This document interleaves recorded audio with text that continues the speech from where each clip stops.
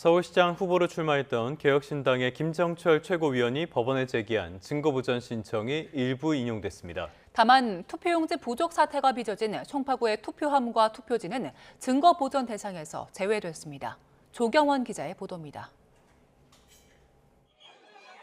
법원은 서울시장 후보였던 개혁신당 김정철 최고위원이 제기한 증거보전 신청에 대해 일부 인용 결정했습니다.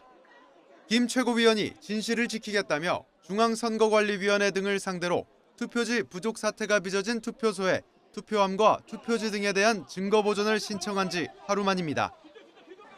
보전 대상에 포함된 건 잠실 7동 제2투표소에서 발견된 인쇄매수 1,900매 표기가 있는 투표용지 보관 상자입니다.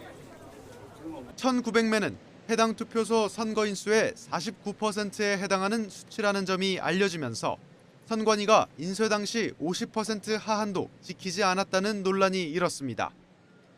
또 송파구에 있는 투표소 10곳과 이곳에서 투표함을 보관하는 장면을 촬영한 CCTV 영상도 보전 대상입니다. 투표용지 부족과 관련한 송파구 선관위 직원들의 단체 대화방과 메신저 기록도 법원은 보전해야 할 증거로 인정했습니다.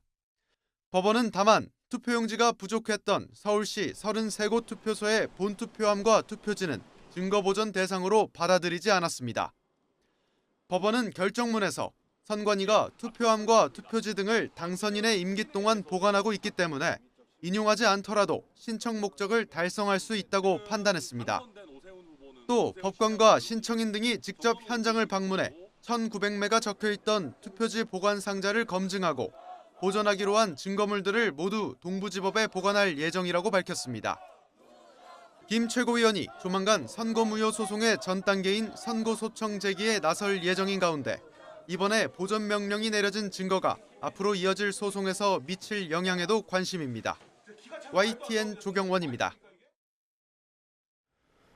인천 송도에 이어 호남 10곳의 주요 후보 득표수가 똑같아서 또 논란이 일고 있습니다. 선관위는 우연의 일치라고 해명했지만 투표용지 부족 사태와 맞물리면서 의구심은 불신으로까지 번지고 있습니다. 임성재 기자의 보도입니다. 초대 전남 광주 통합특별시장을 놓고 격돌한 민주당 민형배 후보와 국민의힘 이정현 후보가 사전투표에서 받은 득표수입니다.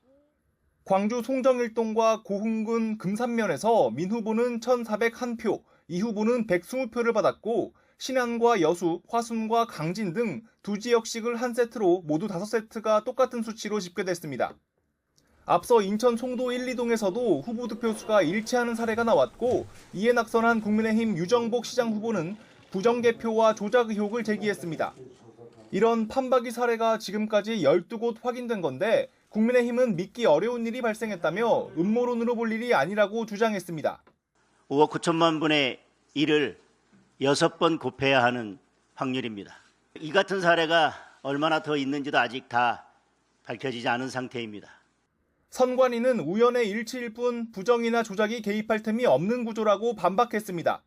전체 선거인 수와 제3후보의 득표수, 무효표 등이 다른 개표 당시 수기 상황표도 공개했습니다.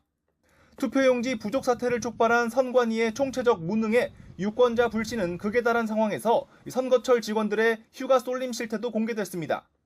지난 5월 기준 중앙선관위 휴직자는 181명으로 정원의 6% 수준인데 공무원 평균보단 낮은 편이지만 선거철 유독 휴직자가 증가하는 추세는 뚜렷해 도덕적 해이 여론도 들끓고 있습니다. 선관위는 진상규명위원회를 꾸려 열흘간 조사에 나서기로 했지만 조사 범위는 본투표용지 부족 사태에만 집중될 것으로 관측됩니다. 조현욱 위원장은 YTN에 A에서 Z까지 진상규명을 하겠지만 일각의 재선거 주장 실효성에 대해선 표차 등을 따져야 한다고 다소 회의적으로 언급했습니다. 초유의 투표용지 부족 사태에 어느 때보다 입법부의 역할이 강조되는 시점입니다.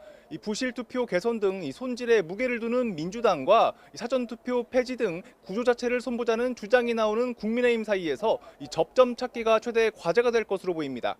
YTN 임성재입니다.